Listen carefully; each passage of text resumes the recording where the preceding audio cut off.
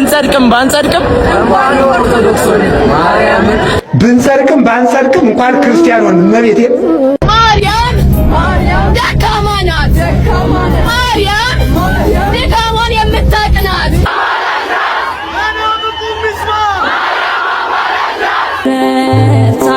ሰላም ምትክልሽ ማርያም። እንዴት አደራችሁ? እንዴት ዋላችሁ? እንዴት አመሻችሁ? ዛሬ ሰበርና አዲስ በሆኑ መረጃዎች ተመልሼ መጥቻለሁ። ይህንን ቪዲዮ ከመጀመራችሁ በፊት ላይክ ማድረጋችሁ እንዳትረሱ ለብዙዎች እንዲደርስ፣ እንዲሁም ሼር አድርጉ። ኮሜንት ላይ በዚህ ቪዲዮ የተማራችሁትን ነገር አስቀምጡልን። ቀጥታ ወደ ዕለቱ ቪዲዮ ወስዳችኋለሁ። ፈራ የለም በሚጠሏት አይምሮ ውስጥ እንኳን ያላት ምስል በጣም ትልቅ ነው። እንኳን በምንወዳት ቀርቶ ማለት በጣም ታስፈራ፣ ሁሉ ነገር የሚያምርባት፣ አደባባይ ብትወጣ የሚያምርባት፣ ብትዘምር የሚያምርባት፣ ቦታውን መቀየር ብትችል፣ በዚህ ደረጃ ግርማ ያላት፣ ዜማ ያላት፣ ስነ ጽሁፍ ያላት ቤተክርስቲያን ይዘን በጣም የማላዘን የቪክቲም ሁድ ሜንታሊቲ አይነት አገልግሎት በጣም ዋጋ ያስከፍለናል። የሆነ በዋሽንት የታጀበ እንዲተደረግን አይነት ከሚል በላይ እኔ ከሌሎች በላይ እኛንን በደረጃዋ እያየናት ያልሆነ ቤተክርስቲያኒቱ ምን አይነት ትልቅ ቤተክርስቲያን እንደሆነች ማለት ነው። ጣሙን ያወቀ ቀን ሰው እዚች ሀገር ላይ የኦርቶዶክስ ቤተክርስቲያን በእምነት ቀኖና ከወንጌላውያን ቤተክርስቲያን የተለየች መሆኗ ይታወቃል። እኔ ልነግራችሁ የምፈልገው የኦርቶዶክስ ቤተክርስቲያን ለኛ ለኢትዮጵያውያን ክብራችን ናት። በሄድንበት ሀገር ደረታችን ነፍተን 1000 ዓመት የቆየ ቸርች አለን እንላለን።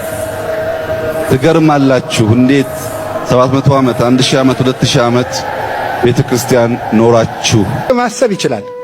ብቻ ልንገራችሁ፣ ሰዎች ስለገመቱን የሚበላሽ ማንነት የለም አለ። እግዚአብሔር ብቻ የሚያውቀው ማንነታችን ላይ ነው መጨነቅ። እግዚአብሔር የሚያውቀው ማንነታችን ላይ እንጨነቅ፣ እንስራበት።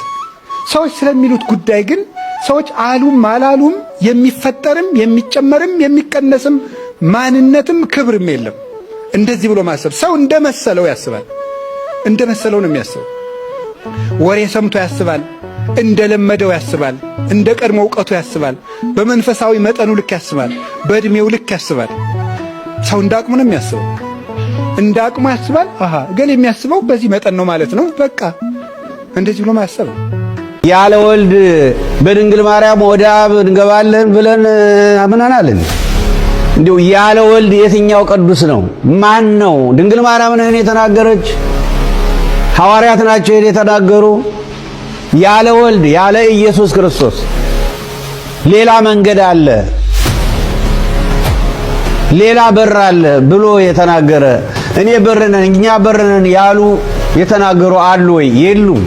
በርግጥ አይሁድ አንተ አታስፈልገንም፣ የሙሴ ሕግ አለን፣ እኛ በሙሴ ሕግ በሙሴ ሥርዓት ከእግዚአብሔር ጋር እንገናኛለን፣ አንተን ማመንም አያስፈልግም፣ አንተም ደግሞ አምላክ አይደለም፣ እንደው ትልቁ ወንጀልህ ራስህን ከአብ ጋር በማስተካከልህ ነው። ምክንያቱም እኔና አብ አንድ ነን ብሏል። እኔን ያየ አብን አየ ብሏል። ይሄ ሁሉ ለነሱ ከባድ ነው። ስለዚህ እነሱ ናቸው በሌላ መንገድ ለመግባት። አንድ ሁለተኛ ደግሞ የሐዋርያት ሥራ ምዕራፍ 5ን ስናነብ ለምሳሌ ያህል ነው። ከጌታ በፊት ቴዎዳስ ዘግብጽ የተባለ ሰው፣ ይሁዳ ዘገሊላ የተባለ ሰው። እንግዲህ ኢየሱስ ክርስቶስ ሰው የሆነው እንዲሁ ዝም ብሎ ድንገት አይደለም። ሱባኤ ተቆጥሮለት ለረጅም ጊዜ ትንቢት ተነግሮለት ነው። እሱም ትንቢትንና ኦሪትን ስለሱ የተነገረውን ሁሉ ለመፈጸም ነው ሰው የሆነ። ስለዚህ ልክ ሱባኤ ሳይቆጠርላቸው ትንቢት ሳይነገርላቸው መሲሁ ክርስቶስ ነን ብለው ተነስተው ነበረ። ይሁዳ ዘገሊላ የተባለ ወይም ደግሞ ቴዎዳስ ዘግብጽ የተባለ እንደውም ሰው ለማሳት ሞክረዋል። ግን ከእግዚአብሔር ስላልሆኑ ከራሳቸው ብቻ ስለነበር ያ ነገር እነሱ ጠፉ፣ ተከታዮቻቸውም ጠፉ። ከዚያም በኋላ ክርስቶስንን በርነን መንገድነን ሕይወትነን ብለው የተነሱ ነበሩ። በአገራችንም ቢሆን በአፄ ዘድንግል ጊዜ እናት የመራተ ወንጌል ትባላለች። ድሮ ለነጮች ለቀዮች በኢየሩሳሌም ተገለጥኩኝ። አሁን ደግሞ ለአፍሪካ ደግሞ ለጥቁሮች ደግሞ እኔ ተገለጥኩኝ ብሎ ማሳት ጀምሮ ነበር። ያው እሱም ተወገደ። አሁንም በደርግ ጊዜ መርሃ ቤቴ ውስጥ አንድ መልአክ የሚባል የሰንበት ትምህርት ቤት እንጃ ሊቀመንበር ነው እንደዚህ ነው ብቻ የሰንበት ትምህርት ቤት ተማሪ ነው። እኔ ክርስቶስ ነኝ ብሎ ተነሳ። የእመቤታችንን ዝክር የምትዘክር አንዲት ሴትዮ ዝክሯን ስትዘክር ልጇን የ3 ወር አካባቢ ልጅ ነው ትታው ወጡ እየተሰራ ያ ልጅ ጅብ ገብቶ ልጁን ይዞት ሄደ። የሰማችሁ ነው። ሰው ሐሜት ጀመረ። ሳይገባት የእመቤታችንን አትሙ ብያችኋለሁ። እውነቴን ነው። ስለ ሐሜት አሁን አላስተምርም። በቃ ልትፈው ሲያማት ቆይቶ ሴትዮዋ ምን ትላለች መሰላችሁ? ልጅሽን ጅብ ወስዶታል እኮ አትፈልጊም ሲሏት እመቤቴ ታውቃለች። እስኪ በሉላችሁም እመቤቴ በሉ ታውቃለች። ማን ያውቃል? በቃ እመቤቴ ታውቃለች። እኔ የሚገርመኝ ልጁን ማምጣቱ አይደለም እኮ ድንግል ማርያም ጅቡ ወስዶት 3 ቀን ያህል ቆይቷል። ልጁ ስንት ቀን ባሉ ነገሩ ይጂ 3 ቀን ያህል ጅብ የበላው ሰው ይመጣል አይመጣም? ባሉ ነገሩ ይጂ በጣም ነው የሚገርመው። ከዚያም በኋላ ዝክሯን ከጨረሰች በኋላ ሄዳ ከመቤታችን ስላድኖ ላይ የጌታን ስዕል ይዛ ቆርጣ በመቀስ ወስዳ በሳጥን አስገብታ በሽቶ አድርጋ ልብሱን አልብሳ እመቤታችንን አልቅሳ ልጅን ካላመጣሽ ልጅሽን አልሰጥሽም ብላ ቤቷን ሄደች። የሰማችሁ ነው። ልጅን ካላመጣሽ በሉስ ምንሽን አልሰጥሽም። እንዲህ ያለ እኮ ይቻላል። በእመቤታችን ማንችል የለም። በቃ ነው ያውላችሁ። አይሁድ ሲተፉበት ብናየውም ክርስቶስ በጽርሐ አርያም አለ። አይሁድ ሲያስሩት ብናየውም ክርስቶስ እስራት ይፈታል። አላውያን ሲዘብቱበት ብናይም ስላድኖ የሞተን ያስነሳል። ከህሊናችን ፈጽሞ ክብሩ አይወርድም በፍጹም። ተመልከቱ፣ በመጨረሻ ጊዜ ተመልከቱ። በሶስተኛው ቀን ማታ እመቤታችን ከምሽቱ 3 ሰዓት ላይ በራ አንኳኳች ይላል። የማንን ንገሩኝ እንጂ ምን ይዛ ይመስላችኋል? ባሉ ንገሩኝ እንጂ ጅብ በልቶታል አልበላውም? በልቶታል እኮ። ከየት አመጣችሁ?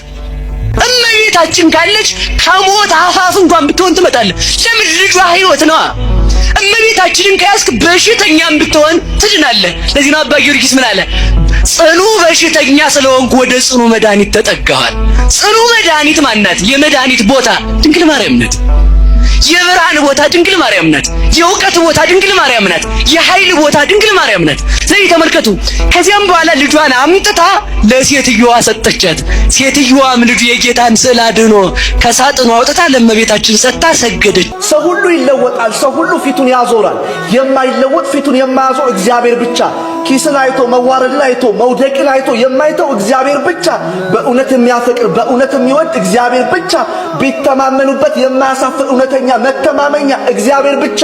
ብትደገፉበት የማይሰበር እንዳለት የጸና መመኪያ እርሱ ብቻ የቀሩት 130 ሚሊዮን ኢትዮጵያ ሕዝብ በጉጉት የሚጠብቀው የጌታችን መድኃኒታችን ኢየሱስ ክርስቶስ ልደት በሀገር ውስጥ ብቻም ሳይሆን የመላው ዓለም ትኩረትን ስቧል። 1976 ዓመት ወደ ገብርኤል ሲሄድ ገብርኤልን የለመንኩት 2 ነገር ነው። ሀብትና ንብረት ሳይኖረኝ የትዳር ጓደኛ ስጠኝ እና የ10 ሺህ ብር ላይሰንስ አውጥቼ እንድሰራ ስጠኝ ነው ያልኩት።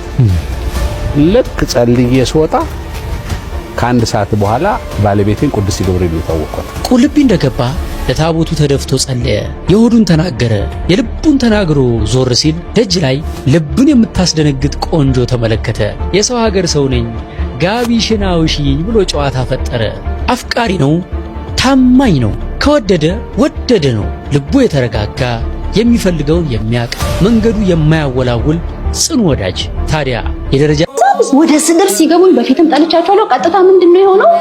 ብርሃንን ትተሽ ወደ ጨለማ ሄድሽ፣ ኢየሱስን ካድሽ ሲሉኝ እኔ ደግሞ ጨለማ ማንም ጨለማ አይላችሁኝ። ኦርቶዶክስ በጥልቀት አላውቅም፣ ግን ከሩቅ አያታለሁ፣ አውቃታለሁ። በአንድ ግለሰብ በነብይ የምትመራ አይደለችም።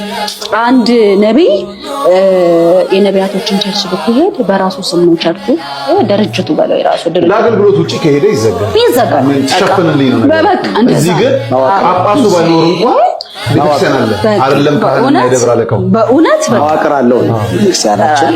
እኛ ጋር ደግሞ እንደዛ አይደለምና ከዛን ወደ ጨለማ ሄድሽ ይሉኛል። እኔ እኮ ጨለማውን በደንብ አይቼ እኮ ወጥቶልኝ በኢየሱስ ስም የሚደረገው ሌብነት፣ ዝርፊያ፣ በመንፈስ ቅዱስ ስም የሚደረገው ነገር ማጭበርበር፣ ውሸት፣ አጋንንታዊ ነገርና ኦርቶዶክስ ነው ጨለማ ያላችሁት እናንተ በጡት እየጨፈራችሁ እንደውም እንዴ በቃ በጣም በስሜታዊነት ነው የተናገርኩትና የሆነ ጊዜ ቪዲዮዎችን ሳይ እጠላለሁ ስል ሰዎች በሌላ ነገር ወሰዱብኝ። እኔ ስሜታዊነቴን ነው ጠላዋለሁ ያልኩኝ። እውነት ነው ልክ ተናግሬያለሁ፣ ግን በጥላቻው ነው ያንን ነገር የተናገርኩት። እኔ አሁን ዛሬ ላይ ቤተክርስቲያን ያንን ጥላቻዬ በቃ ጥርግ አድርጋ ነው ያወጣችኝ ማለት ቀየረችኝ። ድሮ ቢሆን በእንደዚህ አይነት መንፈስ አላወራም። ቤተክርስቲያን ልቤን አእምሮዬን ነው የቀየረችውና ያንን ቪዲዮዎችን ሳይ እጠላለሁ ያልኩት አሁንም እጠላለሁ። ስሜታዊነቴ፣ እልህኝነቴ በቃ በጸብ ነው በጥላቻ ነው የተናገርኩት። ግን እውነት ነው የተናገርኩት። አንድ ነገር የጨመርኩትም የቀነስኩትም ነገር የለምና ከዛ በኋላ ቀጥታ ሚዲያው ተበጠበጠ። አንድ የፕሮቴስታንት እንትን ደወለልኝ ሚዲያ ሰላሙ ባለም እንደምናለሽ ደህና ነኝ እና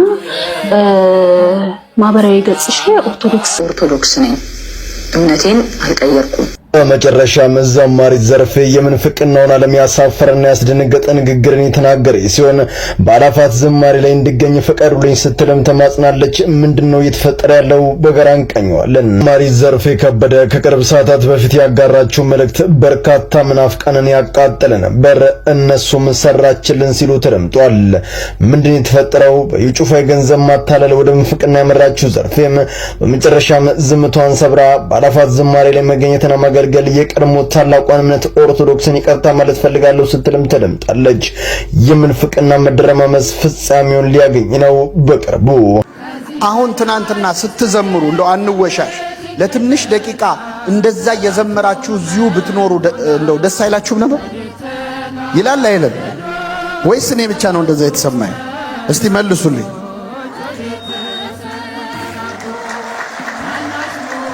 ማን ነው ስሙ? ዮሴፍ። የምትወደው ምግብ ምንድን ነው? አስብበት። ምን አለ? ሽሮ የሚወድህ ምግብ ነው። ሽሮን አሁን እዚህ ያለው ሰው በሙሉ ባይወደው አንተ ብቻ ብትወደው እዚህ ያለው ሰው ሽሮን እንዲወድ ምን ታደርጋለህ? ትነግረዋለህ። አልገባው አለ። ግን በሚያሳዝን ሁኔታ ምን አለ? ምን አለ? ጸልይለታል። ሽሮን ለማስወደድ የሚጸልይ ሰው ተገኘ ነው። በጣም ጥሩ ነገር ነው። እሺ ቁጭ በል፣ እግዚአብሔር ያክብርልህ።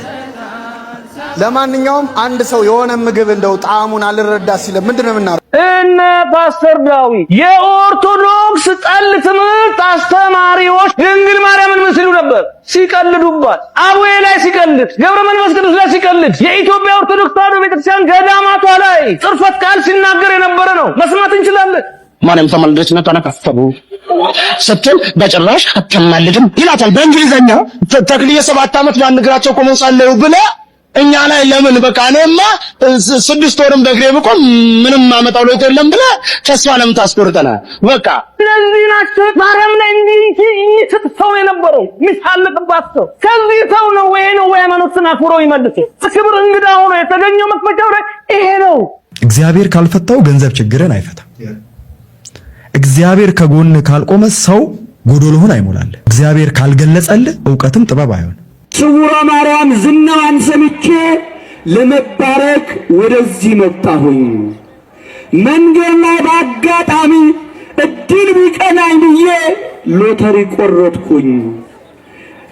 መጣሁኝ፣ ተቀመጥኩኝ። እዚህ መጥቼ ስመለስ ሎተሪው ከፍተኛ ካርሶኒ መኪና የሚባል የጭነት መኪና ደረሰኝ። ክብር ለድንግል ማርያም ይሁን። ከፍ አድርጋችሁ አመስግኑልኝ፣ አመስግኑለት፣ ከፍ አድርጋችሁ። እኛ ለሰው ርኅራኄ ሳናደርግ ስለሰራነው በደል ሄደን በቀን አንድ ጊዜ እፍኝ የማትበላል ጥሬ እየበላን ፍልሰታን ሱባኤ ስለያዝን ብቻ አንጸድቅም። ክርስቲያኖች ወቁት። ደብረ ሊባኖስ ብንሄድ፣ ግሸን ብንወጣ፣ አክሱም ብንሻገር፣ ዝቋላ ብንወጣ፣ ምድረ ከብድ ብንሄድ ወይም ጻድቃኔ ብንሄድ ወይም እንጦጦ ኪዳነ ምሕረት ብንከትም ምን ብናደርግ የሚጣቅመን እግዚአብሔርን ደስ የሚያሰኝ ነገር እያደረግን ካደረግነው ቤታችን ሆነን ያን በረከት እናገኘዋለን። እዚያ ብንሄድ ደግሞ የበለጠ በረከት እናገኛለን። እነዚያ የተለዩ ቦታዎች ናቸው፣ ግን ቦታዎቹ ብቻቸው ዋጋ ግን አያሰጡም። እኛ የሚገባው ሰው ካልሆን ቦታው ብቻውን ቦታው ከኢየሩሳሌም የሚበልጥ ቦታ ነበር እንዴ? ክርስቲያኖች ነበር እንዴ ከኢየሩሳሌም የሚበልጥ? ለምንድን ነው ብዙ ጊዜ የፈረሰው? ለምንድን ነው ክርስቲያኖች የተሳደዱት? ቦታው የኛ ቦታዎች ከማን ይበልጣሉ? ከዮሐንስ አፈወርቅ መንበር ይበልጣሉ? ከነ ቅዱስ ኤፍሬም ቦታዎች ይበልጣሉ? ከየትኛው ይበልጣሉ? ቦታውማ ያው መሬት እኮ ነው። የቀደሰው እኮ እግዚአብሔር ነው። የቀደሰውን እግዚአብሔር ስንረሳው ቅድስና ያቆማል። ክርስቲያኖች ዋናው ጉዳይ እኛ ለእግዚአብሔር ሕግ ያለን መታዘዝ፣ የኛን ነፍስና ሕሊና ማንጻት፣ እውነተኛ አምልኮ ለማድረግ መታተር፣ ታይታው ይስሙላው መስቆጥቆጡ ምን ወጋለው? አሁን ከጋብቻ ፈተናዎች ሶስተኛው የመንፈሳዊነት እጥረት ነው። ጋብቻው መንፈሳዊ ከሆነ እግዚአብሔር መንፈስ ቅዱስ ሰላምን፣ ፍቅርን፣ መዋደድን ያላብሳቸዋል። ሁለቱ ግን እየጾሙ እየጸለዩ ንስሐ እየገቡ ሥጋው ደግሞ እየተቀበሉ የእግዚአብሔር ጸጋ ቤታቸው እንዲገባ ጥረት ካላደረጉ በዛ ቤት የሚስተናገደው ጠላት ነው፣ ዲያብሎስ ነው ማለት ነው። ሰላምን ማይወደው ፍቅርን ማይወደው ዲያብሎስ ይፈትናቸዋል ማለት ነው። ለዚህ ነው እንዳትፈተኑ በጾምና በጸሎት ጊዜ ካልሆነ በቀር አትለያዩ እያለ አንደኛ ቆሮንቶስ 7 ላይ ሲያስተምር ቅዱስ ጳውሎስ በጾምና በጸሎት እየተጉ እንዲኖሩ፣ ይህ ካልሆነ ግን እንደሚፈተኑ። ስለዚህ ትዳር ላይ ብዙዎቹ በቁርባን ተጋብተው ግን በጸሎት ማይተጉ አሉ። በቁርባን ተጋብተው በተከታታይ ማይቆርቡ አሉ። በቁርባን ተጋብተው 8 ዓመት 9 ዓመት ሙሉ ያልቆረቡ አሉ። አልችልም፣ አይመቸኝም፣ አንቺ ሂጂ፣ አንተ ሂድ እየተባባሉ የመንፈሳዊ ዕውቀት የመንፈሳዊ ምክር ስለ ጋብቻ ያላቸው ግንዛቤ፣ ስለ ጾም፣ ስለ ንስሐ፣ ስለ ቁርባን፣ ስለ በዓላት ያላቸው ግንዛቤ ማነስ፣ የመንፈሳዊ ሕይወት ማነስ በራሱ ፈተና ያመጣል። መንፈሳዊነት ከሌለ ማስተዋልም ይወሰድብናል። እንዲህ ይላል በኢዮብ ምዕራፍ 12 ቁጥር 20 ላይ ትዳር የሚመራው በማስተዋል ነው። መንፈሳዊ ካልሆነን ደግሞ ማስተዋል አይገኝም። ኢዮብ ምዕራፍ 12 ቁጥር 20 ላይ ማስተዋልን ይወስድባቸው ከዚህ በኋላ የአባቴ እምነት ነው በሚል ብቻ የሚከተለን ሰው እንደማይኖር እርግጠኞች ሁኑ። እኔ አባቴ አያቴ ቅድመ አያቴ ክርስቲያን ስለሆነ ክርስቲያን ሆንኩ የሚል ትውልድ ከዚህ በኋላ አይመጣም። የእናንተ ልጆች እንደናንተ ሆነው አይመጡም። ዝም ብለው መረዳት ይፈልጋሉ። ካልተረዱ በተሳሳተ መንገድ ከሚያስረዳቸው ጋር ይቀጥላሉ። ፕሮቴስታንት በሏቸው፣ ሙስሊሞች በሏቸው፣ ካቶሊክ በሏቸው፣ ጆባ በሏቸው፣ እንደፈለገ የመራቸው ይወስዳቸዋል። የኛ የሚሉት ዕውቀት ሊኖራቸው ይገባል። ልክ ነው የአባቴ እምነት ማለት የእናቴ እምነት ማለት የአባቴ እምነት ይሄ ነው ብለው ግን መተንተን ያስፈልጋቸዋል። እንዲህ አይነት ምዕመናን ነው ሊኖሩን የሚገባው። ስለዚህ እንዲህ አይነት ምዕመናን እንዲኖሩ ምን እናድርግ? አሁን ምን ላይ እንስራ? ሰንበት ትምህርት ቤት ላይ እንስራ። ሰንበት ትምህርት ቤት ላይ እንስራ። አሁን ሰንበት ትምህርት ቤት ሲባል እንዲሁ ለበዓል ጊዜ ዩኒፎርም ለብሰው የሚዘምሩ ሰዎችን ለመመልመል እንዳይመስላችሁ። ምዕመናንን ለመፍጠር ነው፣ አማኞችን ለመፍጠር ነው። ስለዚህ የሀገረ ስብከትም የወረዳ ቤተ ክህነትም የአጥቢያዎችም ትኩረት ሰንበት ትምህርት ቤት ላይ ነው። ልጆቻችን ገብተዋል የሰንበት ትምህርት ቤት ስለ መንግስተ ሰማያት መማር ጀምረዋል ማለት አለብን። አሁን እያንዳንዱ ምዕመን 4 ዓመት 5 ዓመት ሲሞላው ልጁ ዘመናዊ ትምህርት ቤት እንዲገባ ያደርጋል። ምናልባት እንዲህ የሚል ዘፈን ካለ ፈልገህ እስኪ ብትሰማው ጋብዛለሁ። ለጤና ያድርግልህ የሚል ዘፈን ካለ እስቲ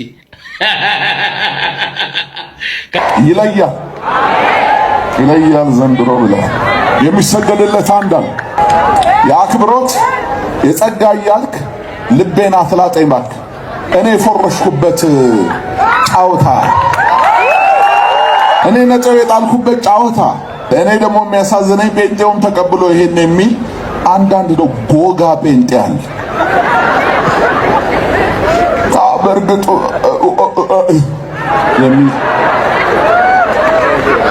እንዴት እንደሚያስጠላም ሻሜታ እንደጠጣ ሰው አፉ ላይ እንዳለበት ሰው ነው የምትመስል።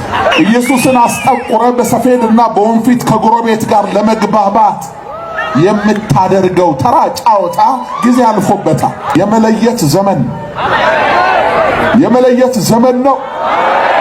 የተማመንከው ነገር እንዳለ ነው የሚሰማን ሁላችንም። እና ይለያል ዘንድሮ እያለን ነው፣ እየፎከረብን ነው። ያው መጽሐፍ ቅዱስ ምንም ስላልጠቀስክ እንግዲህ የመጽሐፍ ቅዱስ ነገር እዚህ ጋር እናነሳም። እኔም አንተም ስላላነሳ ፉከራና አሽሙር ስለተናገርክ በሚገባህ ልክ እንመልስልሃለን። ስቴዲየም ሙሉ ህዝብ ሰብስበ ስለ ኦርቶዶክስ አስተምህሮ የምትተቸው ምን ሆነ ነው? በጣም እኮ ነው የሚያሳዝነው። ኦልሬዲ እነዚህ ሰዎች እኮ ፕሮቴስታንቶች ናቸው፣ እንዳንተ ጴንጤዎች ናቸው።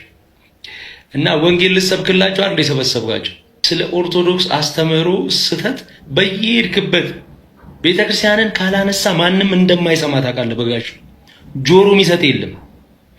አሁን ደግሞ የሚሰማ ስታጣ ጴንጤውን ደግሞ መስደብ ጀመርክ።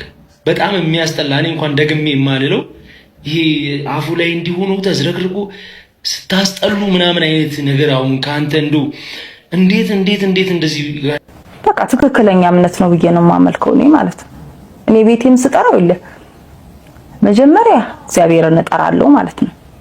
የእግዚአብሔር አገልጋይ አድርጋ ነው የነገረችኝ ማለት ነው። እና መጀመሪያ እግዚአብሔር እጠራለሁ። ቡና ሳፈላ ያው ትልቅ እንትን ገዝቻለሁ። እኔም ቤቴ እንግዲህ አይንሽ ጠፋል ተብያለሁ። ቡና የእናት አባትሽን አምላክ ማምለክ አለብሽ ተብያለሁ። ከዛ እግዚአብሔርን እጠራለሁ። ከዛ ድንግል ማርያም እጠራለሁ። ከዛ ቅዱስ ሚካኤል ቅዱስ ገብርኤል እጠራለሁ። ከዛ በኋላ ዲያብሎስ ደግሞ እንዲያማልደኝ እጠራዋለሁ። ማን ብለሽ የምታርቅ ስንጋላ ዳልሞት ይጠቋር ጠብቁኝ እናት አባቴ አምላክ እያልኩ እጠራቸዋለሁ እነሱም ማለት ነው።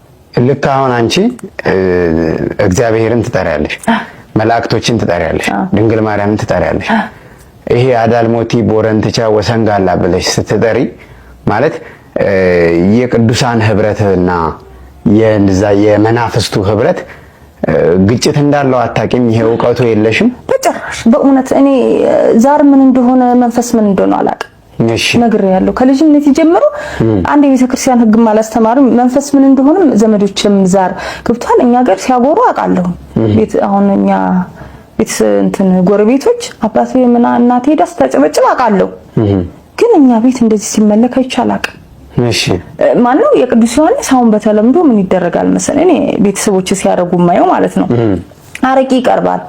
የዘመን መለወጫ ማለት ነው። አረቂ ይቀርባል፣ ዳቦ ቆሎ፣ ይሄ ሽምብራ ቆሎ ምናምን ይቀርባል። ነጭ አጎዛ ይነጠፋል። ያኔ ነጭ ልብስ ወጥቶ ይለበሳል። ነጭ በቃ የተቀመጠ ልብስ አለ አይደል? እሱ በአዲስ ዓመት አዲስ ነገር መልበስ አለብን ተብሎ ነው የክት የሚለበሰው። አዎ ማታውኑ ሳር ተጎዝጉዞ ቡና ይፈላል። እኛ ቤታችን ያደኩበትን ነው የምነግርህ። እሺ ቡና ማታ ይፈላል፣ ዳቦ ቆሎ ምናምን ይቀርባል። በቃ ከብሬ ይጨሳል። ምን እጅግ አስደሳች የሆኑ ዜናዎችን እየሰማን እንዲሁም ደግሞ እየተመለከትን እንገኛለን። ማስተር አብነት መታመሙን ተከትሎ እንግዲህ የተለያየ ሃይማኖት እምነት ተከታዮች ጸሎት እያደረጉለት እንደሆነ ይታወቃል። ከሰሞኑንም እንግዲህ በኃላፊነት ላይ የሚገኙ የሃይማኖት መሪዎች እንግዲህ በቦታው እየተገኙ ማስተር አብነትን ጸሎት እያደረጉለት እንዲሁም ደግሞ እየጎበኙትና የሚያጽናና ምክር እየሰጡት እንደሆነ ይታወቃል። በትናንትናው ዕለትም የኢትዮጵያ እስልምና ጉዳዮች ጠቅላይ ምክር ቤት የፕሬዝዳንት ጽሕፈት ቤት ኃላፊ የሆኑት ኡስታዝ አቡበከር እንዲሁም ደግሞ ወንድም ካሊድ በቦታው ተገኝተው እንግዲህ ዱዓ አድርገውለት እንዲሁም ደግሞ የሚያጽናኑ ምክሮች ሰጥተውት እንደነበረ የሚታወስ ነገር ነው። ከዛ በፊትም እንግዲህ ፕሮቴስታንት እምነት ተከታዮች በቦታው ተገኝተው ጸሎት እንዳደረጉለት የሚታወስ ነገር ነው። በዛሬው ዕለትም እንግዲህ የኢትዮጵያ ኦርቶዶክስ ተዋሕዶ ቤተክርስቲያን ብፁዕ ወቅዱስ ፓትርያርክ ልዩ ጽሕፈት ቤት ቅዱስ መልአከ ሕይወት ቆሞስ አባ ኃይለ ገብርኤል ነጋሽ በቦታው ተገኝተው ጸሎት አድርገውለት እንዲሁም ደግሞ በአጽናኝ ቃላት ጎብኝተዋቸው ማስተር አብነትም እንግዲህ በቦታው ተገኝተው ጸሎት ስላደረጉለት እንዲሁም ደግሞ ስላገኟቸውና ጸሎት ስላደረጉላቸው ጭምር የተሰማውን ደስታ ገልጿል። ማስተር አብነት አሁን በድጋሚ ፈጣሪ በምሕረቱ ይጎብኝ ማለት ፈልጋለሁ። መልካም ምሽት ይሁንላችሁ ከሆነ እኔ ዝግጁ ነኝ። መቼው ነው እንደውም ባይሉትም ገዳይ ብዙ ነው ያመገልሃለሁ ሲልም ማን እንደሆነ ከየትኛው ጎራ እንደሆነ አላውቀውም። ቀን ደርሷል በዚህ ሰሞን አስወግዳለሁ የሚለኝ ብዙ ነው ስልኬ ቢታይ እና እኔ ግን ይሄ ሊያስወግደኝ ነው እንዴ ብዬ ወይም ጫካ አልገባሁም ወይም ጣና አጠገቤ ስላለ ጣና አልገባሁም። እስከሚመጣ ድረስ እጠብቀዋለሁ። በመጣ ጊዜ በክብር አስተናግደዋለሁ። ለኔ ምንም አይደለም ማላውቀው የመሞትበትን ቀን እንጂ መሞቴን ስለማውቅ ዝግጁም ስለሆንኩ እንኳን እኔ መነኩሴው ማንኛውም ክርስቲያን ሰው የተባለ ሁሉ ሞት አለብኝ ብሎ እያሰበ እንዲኖር ሰው ሆይ ዕለተ ሞትህን አስብ ነው። እንኳን እገልሃለሁ እየተባለ እንደው ነፃነት ተሰምቶት ኗሪ ነኝ ብሎ እንኳን ሁሉ አለኝ ብሎ እንኳን እንዳይቀናጣ ሞት አለብኝ ብሎ እንዲያስብ ነው። ሐዋሳ ገብርኤል ብለን ሄድ ነው ከጓደኞቼ ጋር እኔ የዛን ቀን ግን በጣም በቃ ጠጥተን ሰክረን ምናምን ወደ ሩማችን ገባንና ተኝተናል። ተኝቼ ህልም አየሁኝ and ያየሁት ህልም ደግሞ it was like የሆነ በጣም ትልቅ አካል ይመስለኛል ጥቁር ነገር ነው መቶ ጀርባዬን እንደ ነካነካ ያደርገኛል እና ምንድነው ምናምን ብዬ አየዋለሁኝና ጊዜሽ ደርሷል ትሄጃለሽ አሁን ልወስድሽ ነው ይለኛል።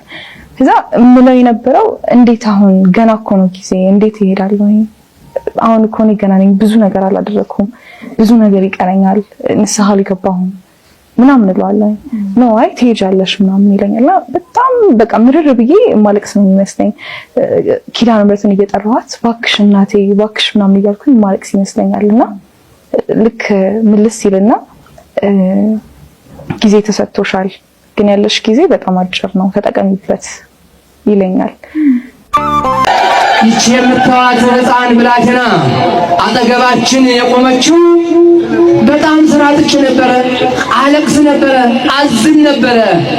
በኋላ ላይ ግን የሆነ ጓደኛ ጴንጤ እኮኛ አንቺ ስራ ታገኛለሽ አሉኝ። ወደ መናፍቅነት ወደ ጴንጤነት ገባሁ አለ።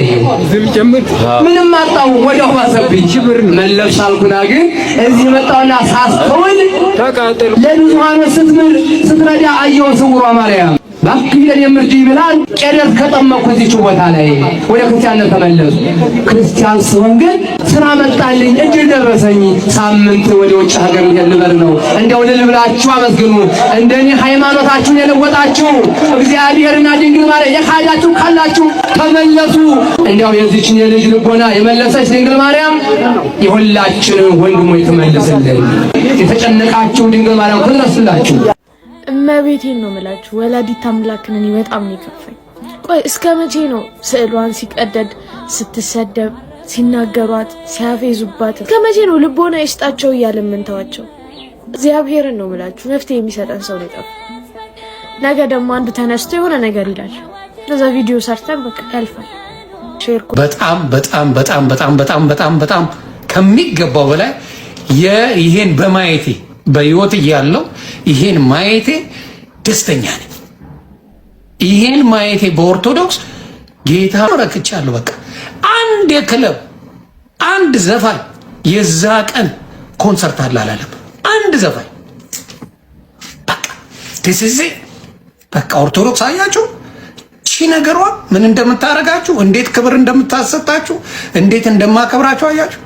እቺ ነገር ሁሌ የሱ ሲሆን ሁል ጊዜ የሱ ሲሆን ና ዘፋኝ እዛ ሄደ ሌላ ጊዜ ዘፋን አዶንጋ ታያፎዩ ዘፋን የፈለክበት የጌታን ቀን ግን አትነካትም ብላችሁ የምታረጓን ነገር በፍቅር ነው የሚያረጋችሁ ደግሞ። ስለዚህ አርቲስቶች ብትላቸው ምኖች ብትላቸው ምክንያቱም ኢየሱስ ክርስቶስ ከምን ጋር ነበረ? ከቀራጮች ጋር ነበረ፣ ከኃጢአተኞች ጋር ነበረ፣ ከነሱ ጋር ነበር ሲበላ የነበረው። ከዛ ለኃጢአን እንጂ ለጻድቃን አልመጣውም ብሎ ነው ለግብዞቹ የነገራቸው፣ ለፈሪሳውያን የነገረው። ስለዚህ የኦርቶዶክስ